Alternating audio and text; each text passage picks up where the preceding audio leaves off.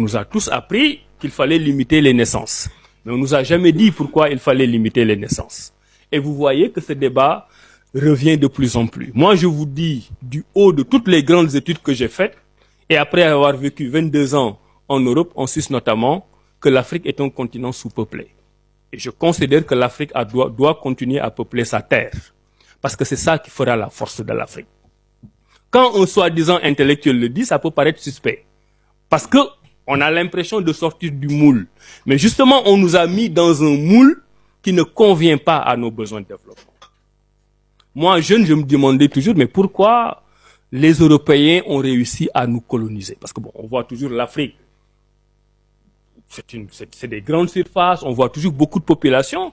Et on pouvait se dire, mais comment ces gens-là peuvent faire 3000, 4000, 5000 kilomètres venir en minorité et nous développer? Il y a une dimension qui ne sort pas dans nos livres d'histoire.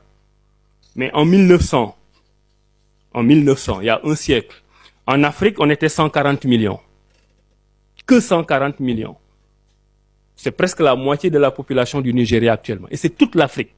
On n'était que 140 millions.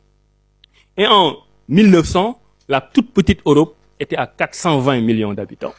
Ça, il faut le raconter à vos enfants pour qu'ils comprennent que ce n'est pas parce qu'on était faible et paresseux. Parce qu'on avait une puissance démographique dans un petit territoire qui était en conquête. Ils étaient 420, on était 140 millions.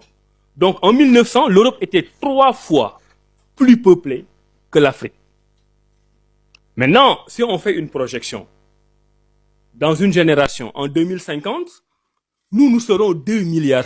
Bravo, moi je fais partie de ceux qui applaudissent. Bravo. Et l'Europe sera à 525 millions d'habitants. On sera 7 fois plus nombreux qu'eux. Maintenant, pourquoi il y a ce discours européen sur la limitation des naissances? Parce qu'ils ont compris un trait d'histoire particulièrement important, que les grandes puissances peuvent s'appuyer sur énormément d'autres arguments, mais le premier argument de la puissance d'un pays, c'est sa démographie. Il y a une certaine peur, une certaine angoisse des nations qui ont déjà dominé le monde avec cette puissance démographique, de voir que la balle est en train de se retourner et que demain, eux seront la position du plus faible. Donc l'Afrique, si on prend, bon, j'aurais pu prendre le temps de le dire, si on regarde les densités de population en Afrique, nous sommes encore en deçà de la moyenne. Sauf le Nigeria, qui est même dans une moyenne par rapport à certains grands pays comme le Pakistan ou l'Inde ou le Bangladesh. Donc non, l'Afrique n'est pas surpeuplée. Et je terminerai sur cette question en disant quelque chose qui vient de mes observations.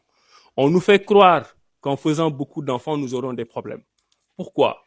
Parce que l'Européen, l'Américain, quand il voit un enfant né qui est en Afrique, il ne voit pas l'enfant. Il voit la bouche de l'enfant. Il voit l'enfant à nourrir. Il voit les charges supplémentaires. Et il ne veut pas avoir de charges supplémentaires. Mais quand le même Européen ou l'Américain voit un enfant américain ou européen naître, il ne voit pas la bouche de l'enfant. Il voit le cerveau de l'enfant capable de créer des richesses pour faire développer son pays.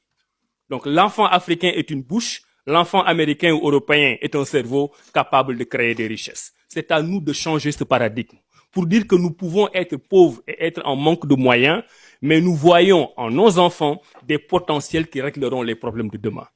Et l'Europe et l'Amérique ont peur de tous ces éléments. Donc c'est à nous de réorganiser le paradigme. Maintenant, la question de faire le nombre d'enfants, c'est une question personnelle, mais dans nos politiques de population, dans nos politiques de développement, nous devons tenir compte du fait que la puissance démographique vous donne une puissance dans le monde d'aujourd'hui. D'ailleurs, si vous prenez les critères de classification des pays dans le monde, avec les pays développés, les pays en développement, les pays les moins avancés. Les pays les moins avancés, ce sont des pays comme le Sénégal, qui sont relativement pauvres.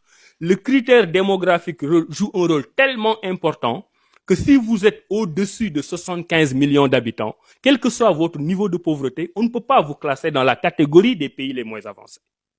C'est le cas du Bangladesh, par exemple, qui aurait le même niveau de vie équivalent au Sénégal. Mais puisque c'est une puissance démographique qui a plus de 75 millions d'habitants, on voit le potentiel démographique qui est totalement antinomique avec l'idée d'un PMA.